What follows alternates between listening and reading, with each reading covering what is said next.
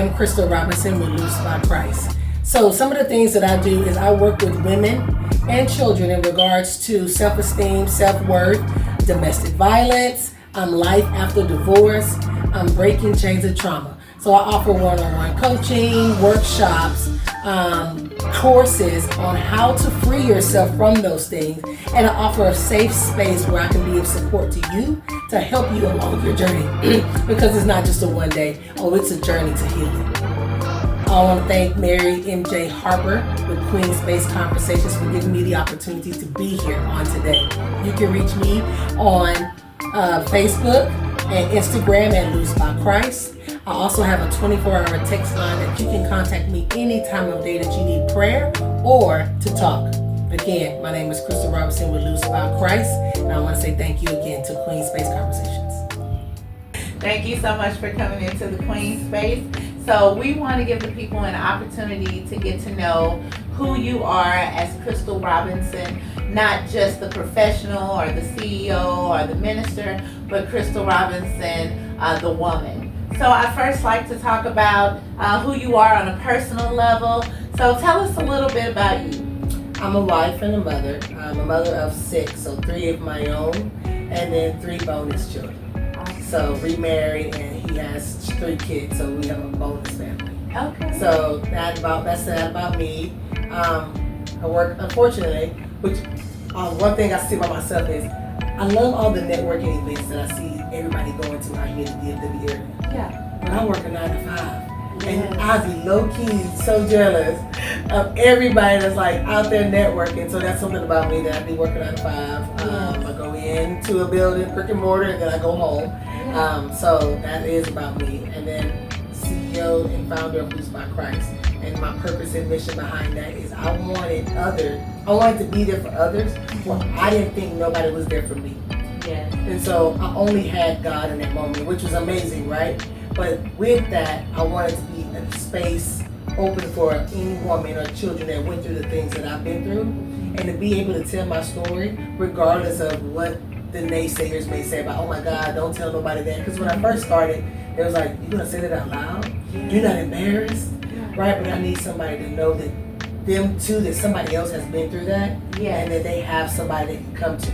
Absolutely. And so that was like my purpose behind Loose, because I was bound by chains and God freed me, so I became loose through Christ, and I wanted that to be for other people to be loose. I definitely tell people all the time, there is accountability and transparency. Yes. And so you're 100%. you are definitely being accountable when you share your story. And then there's freedom in it. Yes, it is. Yes. You're not all balled up. You're not feeling ashamed of what you've been through. There is absolutely freedom in it. Yes. And then, I'm not where I used to be.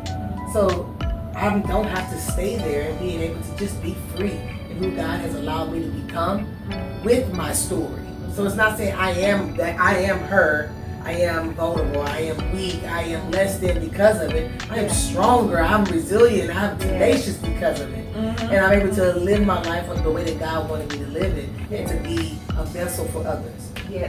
Tell me about the first time you took to the mic and you shared your story. Ooh. So I did it with my friends first. So I did an event called Mirror Mirror, and in my living room, I was like, I want to do something with my girls, and I want y'all to come over for brunch. Okay. I had an idea. So I always got all these ideas in my head, but don't know nobody but my few little friends. So I'm in Houston, and it was Mirror Mirror, and I put mirrors all over my living room, and I had the girls come in their best dressed. Okay, and so we would stand in front of a mirror, and we would write how we saw ourselves. Even though we were dressed up, how did we really see ourselves? Yeah. And so before I got into it, I wanted to expound on what I wanted them to see. And I talked about me and how I saw myself, and the dark places, and my voice was cracking. I was so nervous because I'm the one, my defense mechanism is I make jokes. Yeah. So when it get tight and it get tense, I want to lighten the mood up because I don't like to be heavy. Yeah. Or I don't want you to really see me, so I bust out a joke, make a fun of something, try to lighten the mood. But in that moment, I had to be real and I had to be vulnerable, because I wanted to express something in me, and that's why I did the mirror, but I wanted them to be open enough too. So that was my first time telling my story in front of others and being during that brunch, but that was the scariest thing I've ever done. Yeah. Voice was cracking, I was like, okay, what they think about me now? You know, in my own living room. Yes. Just what they think about me now, telling them that I was abused, that I had no self-worth. They didn't know I tried to commit suicide. So those things, and when I looked in the mirror, what I really saw, because they was like, oh my God, you're beautiful. You're always dressed up. Yeah, that was a mask I was putting on. Yeah. I didn't like who I was. I was writing down like, you will never be nothing, because those are the words that reminded me. You're nothing but a whore. You know, you're always going to be a welfare recipient. I wrote what I believed that I was. Yes. As dressed up as I was and as beautiful as I was, these are the things that I saw when I looked into that mirror. Just the idea, I'm sitting here listening to you just describe that event and describe that moment, and it just kind of gives me chills, because I can imagine that, number one, you had to be in a position where you allowed yourself to be vulnerable, and in your vulnerability, you still allowed your friends to come into a safe space. In the same time, we're gonna have to do that. I love that. That's why I got one coming next year. Oh my God! We I partnered with that. Nikki and did one here, and then I'm doing one next year, because that was so big, because we wear those masks. Yeah. And I want you to be beautiful. Come as dressed up as you are, but then tell me what you see when you really look in that mirror. Yeah. I see women more often being comfortable to share their stories. Yeah. I see women becoming more comfortable with being vulnerable with each other. I see women gravitating towards natural sisterhood with each other, and I love it. Yeah, I feel like it's a whole movement. Yes, and you're not even afraid to be vulnerable in a space where before it's like, I don't know what they're gonna think, or they're gonna take my story or take something I say and use it against me, and you know, talk about me to somebody else in a nasty, catty way. It's different. What are some of the things and the challenges that you have encountered in evolving? So I put this wall up, right? And it's being soft, being vulnerable, being effeminate with my spouse, allowing someone to lead and being able to trust. So that was a big one for me, because I got it. I never had nobody else to do it, so I had to be Superwoman. So I always had it. I got it on my own. These are my kids. You're right. I got this. I don't need no help. But I do. And realizing that I do need help. And it's okay to say I need help. I struggle with that. And so that is something that's big for me, is it's okay to be vulnerable. It's okay to be soft. And how can I really trust that God gave me the right one if I'm not allowing this person to lead me? And then loving myself for real, truly loving who I was and realizing that I am worth it. I questioned it a lot, even afterwards, even after I was free, even after I got the degrees, even after I got the promotions. I still questioned my self-worth. I was like, am I healed or am I just busy? I'm telling my story. I'm doing all these things that I think I'm helping, but I'm still second guessing who I am. I'm still triggered when someone says, oh, I don't think you can do it. It takes me back to a little girl, and I'm saying, well, they said I couldn't do it. My daddy said I couldn't do it. My ex-husband said I couldn't do it. So this man I randomly don't even know at this job telling me I can't do it took me back to a place where I would be like, I guess I'm not good enough for that role. So it took me time to build self-confidence. I'm really big on affirmations and writing in journals. And you are capable. You can do it because God equipped you to it. God would have brought it to your mind. So I'm really big on, I'm intentional about positive affirmations. Anything I intake, like music, anything I watch on TV is positive and uplifting, because that's one thing I struggle with. the questioning of my self-worth Yes. in regards to, can I really do this? Can I really achieve it? Even though I've achieved so much, that'll still take me back to, can you really do it? Yeah. So then, what did we learn? Because we have to figure out what our patterns are while we're choosing the people that we're choosing. Yeah. So it takes a lot of self-work on our end as well to understand what those patterns are. And when we see a red flag or something that's not right, we say, is this a yellow flag, red flag, or is he crossing the boundary that I have set for myself? Because sometimes we don't want to let somebody go, so we let them cross our boundaries because I don't know if I'm going to get somebody good again. Yeah. But then we see that this is not going to work. We need to go ahead and say, not for me. And I had to learn who I was, learn why I was choosing, how I was choosing, and then be able to trust God to say, okay, I trust you. But that was hard because I am one very independent, strong, black woman. Yes. And it was really hard to have somebody come in and say, I'm leading this. And I say, okay. Yeah. And that's a lot, you know? And I bite my tongue and choose words wisely and all of that because it's bigger than him. I'm going to trust into God when God says, I'm giving this to you.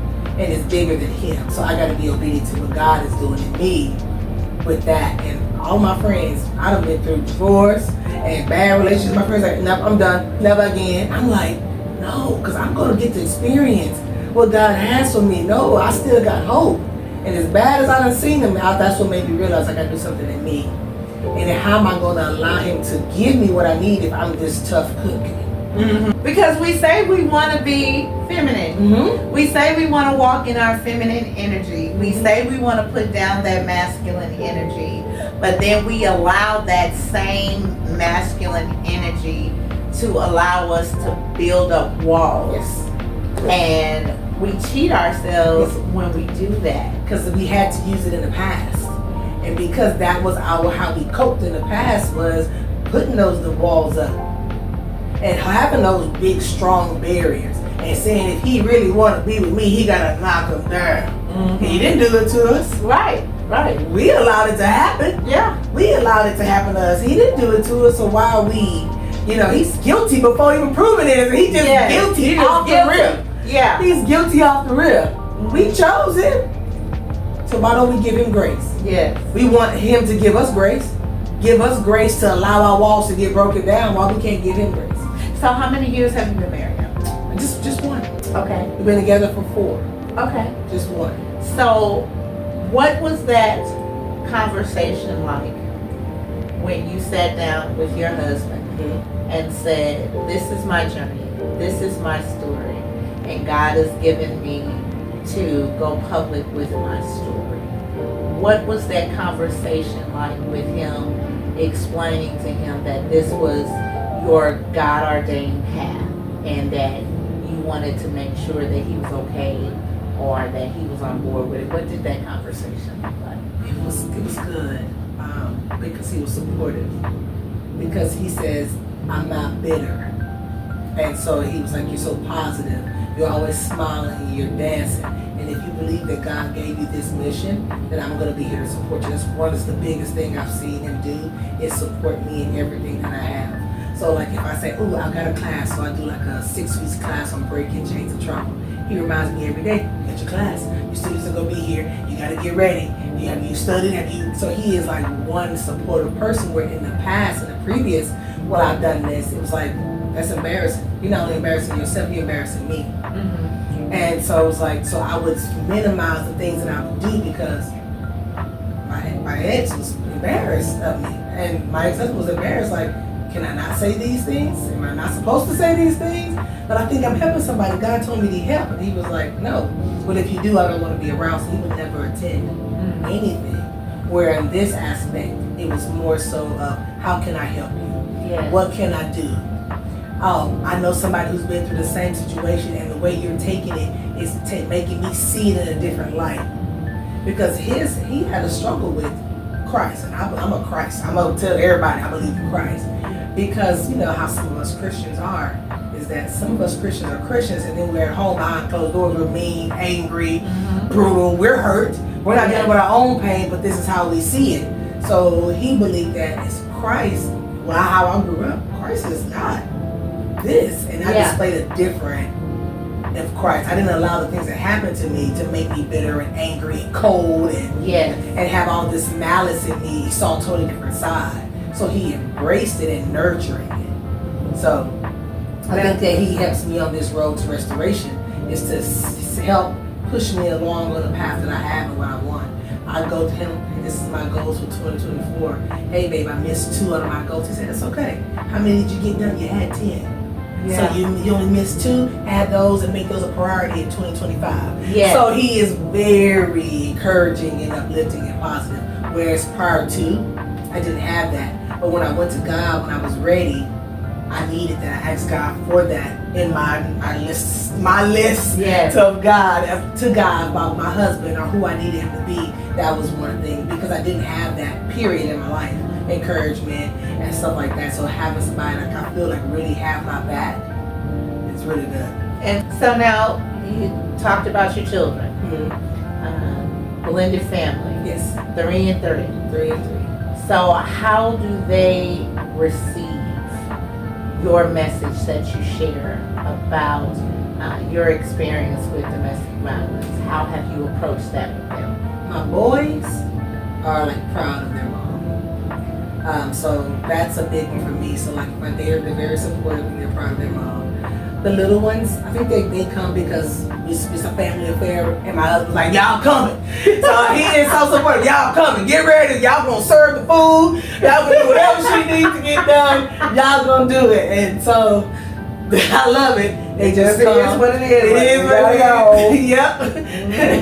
And so they don't really say too much. And I'm different. I'm totally different from his exes or the women they've been around, and then my love for God. So I'm like totally different. And so I do see his oldest son start to ask questions. You read the Bible, you believe in Jesus. So is this true? And start to like want to engage more into like what I'm doing and what I got going on. But up to they don't really say too much. Yeah. Mm-hmm. Yeah. Okay. Yeah. And so Loosed by Christ. Yes. You started that based on your experiences with domestic violence. Yes. I felt as though I was bound. Yes. Yeah. And so tell us a little bit about your experiences with domestic violence. I was belittled every day by my mom. I was physically abused by my mom. I was molested by my uncle. Raped by my cousin. Raped by a family friend. So domestic violence didn't start with my ex-husband. It started in my home because it's family, friends, close friends, right? And lovers. Yeah. So I left there with no self-worth. I left there feeling unprotected. I left there feeling unloved in search for something that I didn't have. So domestic violence to me didn't start in my relationship with my kid's father. It started at home. And domestic violence to me is not only just physical, it's mental and physical. So I left my childhood home, grew up in a home where, love really wasn't love. Like, hey, I love what I thought was love.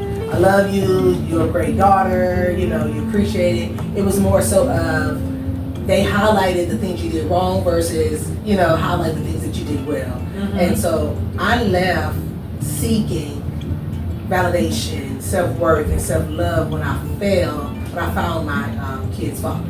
Yeah.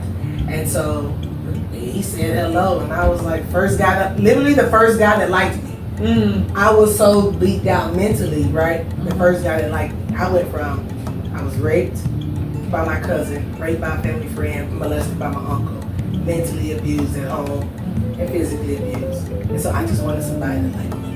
Yeah. And nothing really bad happened until we had our first child, and I was 16. And then that's when the abuse started. And it just got worse. He kept me mentally because your mama don't want you. You ain't got nowhere to go. You gotta stay here. And I was thinking in my head, but they already said I was a failure, and I'm never gonna amount to nothing. Well, I don't want to be a failure, so I gotta stay. I gotta prove. I'm proving them wrong by staying in chaos. Yeah. But I gotta do it because they already said I'm not gonna be nothing. go had a baby 16, 18, 21, and 22. Just keep having babies. Every child was another sentence in prison. He would get drunk and just beat me, like step on me, beat me. Hog time, he throw me in closets. He would play mind games with me. He was just so mentally and physically abusive on the daily. But when he sobered up, they were like, what's wrong with you? You okay today? Selective amnesia. What happened to you? Why are you looking like that today? You just knocked me upside my head and up through the wall, and you don't see the holes in the wall? You did that. Met him at 15, pregnant at 16. All right, I was still living at home. Mama said you would never amount to nothing. Now, you will grow up to be nothing more than a welfare recipient. All you are doing now is recreating the cycle. You will never grow out of this. Had baby one. Had baby one, that's when the abuse started. Beat every day. But I can't go back home. She already told me I was going to never amount to nothing, so where am I going to go? He was my safe space that I thought he was, but he used everything that I told him against me. Yes. And made me believe that I was trapped there and I couldn't go nowhere. And he would beat me for breakfast, lunch, and dinner. Hog tie me and throw me up in closets. When I would try to escape, he would leave the keys on the cabinet. So you know, like one of those narcissistic people, he'll leave the keys there and you think you're free. Or taking all the fuses out the car. So you think you're going somewhere, but you're not. Where you going? Nowhere else for dinner. Because nobody was going to want me. I had nowhere to go to. 12 years I stayed. Continuing to pray, continuing to lean on God. This is the catapult that took me out of that situation. My baby, my middle son was 5 at that time. And me and my husband were about to fight. And my son ran and said, fight, fight, fight. So like, this is normal now. That my son is thinking that this is just another boxing match in the house. What is next for Loose by Christ? So what I want to do with Loose by Christ is I want to open like a home, like a shelter, transitional center for women that are coming out of these domestic violence situations and help them get into the next phase of their life. And I want to continue to do one-on-one coaching because it's like, it's one-on-one coaching. It's helping them identify what are those triggers, helping them with their self-worth. I want to work with other corporations and nonprofit organizations and do workshops with their women and children to help them with their self-esteem. And I also work with like life after divorce. Yes. You know, to know that there is life after divorce. Yes. And then what are some takeaways we could have took from that past marriage that can help us as we go forward. And then what I talked to you about earlier is how do we let those guards down and be feminine for the next one? And working with women on that too. Because all of that is bondage and we're held bound by something, and that's what Loose is about. Yeah. And so teaching women how to become free. Yes. How to walk in liberty. Yep. And still have healthy boundaries. Yes, and it's okay. Yes. And then to understand when people keep crossing them, why are you allowing them to cross them? So what is it about you that you keep allowing people to cross your boundaries? So I really want to focus on the woman. I really big on focusing on the woman and stuff like that. So so we can know and we can heal fully so that we can be all that Christ called us to be. And we need to address repetitiveness. What is it? Because a lot of times we put the fault on the person, and this is not just specific to women, but men as well that are in unhealthy situations, and we end up dating the same person over and over again. Yeah, that is so true. That's what we got to figure out. Like, what is it about me that I keep attracting this type of person? So it's something in me that's pulling this type of person in, and I'm saying, okay, I like this one. It wasn't until I got healed that I could be able to see the type of person I wanted, or knew this ain't gonna work from the beginning. And was okay saying no, that I wasn't scared to, I'm not gonna get somebody else. I was okay to say no, this is not for me. Yeah, because sometimes we know it's not for us as a woman, and we're like, well, I don't know if I'm gonna get another one. He's handsome, he's tall, and he make good money. Am I gonna get somebody else to come out? Yeah, I will, because this one ain't it. And knowing that it's okay to say next, and know that next person is coming. Being okay with their decision not to move forward being okay with their choice to be disgruntled or to be, I'm sorry Yeah. that I'm not sorry. I dated a guy that liked the toxic love, that you fight and y'all good, and I was boring because I didn't pick fights and I didn't argue all day. That's fine. He was, the rich guy, had the money, that did all of this, and nice cars, and oh man, I deserve this type of treatment. Open doors, but too toxic for me. And I came from that environment. I don't want to do that. That don't turn me on. So all the arguing and back and forth and the bickering, and to say we love each other 5 minutes later, nah, I'm good. Like, why? Yeah. So we can't we can't just love each other? Why we can't just be in peace? Why we can't leave that part out? Let me be boring. Yeah. And the right person's gonna find me boring and all. I'm not gonna change who I am. I had toxicity before, it didn't do good, it wasn't good for me. Yeah. So I no longer want that. And if you need that to feel whatever ego that you gotta feel, then go find somebody else to do so. And last time you were here, you answered our 60-second quiz. I got a couple of new questions for you. So I happen to still have your clip. What advice would you give your 20-year-old self? you are worth it. Okay. You are worth it. Who would you prefer to be stranded on an island with? My baby, Contact. Okay. Yeah. They're not on cheeks again. They're not on cheeks. I love it. Okay. And who would you trade places with for a day? Nobody. Awesome. Nobody. I think that's my best answer so far. What never fails to make you smile? Quantum. No. My baby boys, my boys. When I look at them, I look at those pictures for them. They make me smile no matter what. Okay. Yeah. Awesome. Babies. Best compliment you ever received? That I impacted somebody. Like I was a positive impact on someone. Awesome. Okay. If you could be a salad dressing, Okay. which one would you be and why? Oh wow, a salad dressing. Let's see. Balsamic vinaigrette. Okay. Okay. Okay. And I'm getting that in my mind because I love it. Sweet. Yep. And robust. And robust. Absolutely. Not too heavy. Mm-hmm. A little oily, so I can slide a little bit. And just a little tweak of tang. Yeah, a little tickle tang. Okay. So how does that relate to who you are as Crystal? So I feel like that I'm freer, so I'm lighter than if I would be a red, to be more heavier and more creamier. I'm sweet.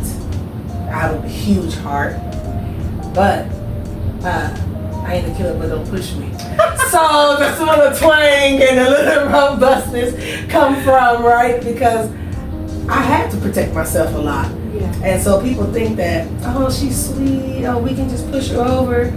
I don't like that, but I'm not afraid to say what you're not going to do to me and this is not okay. Mm-hmm. And so some people like, don't let this smile fool you all the time, because people think I'm a pushover because I'm so sweet and reserved and laid back.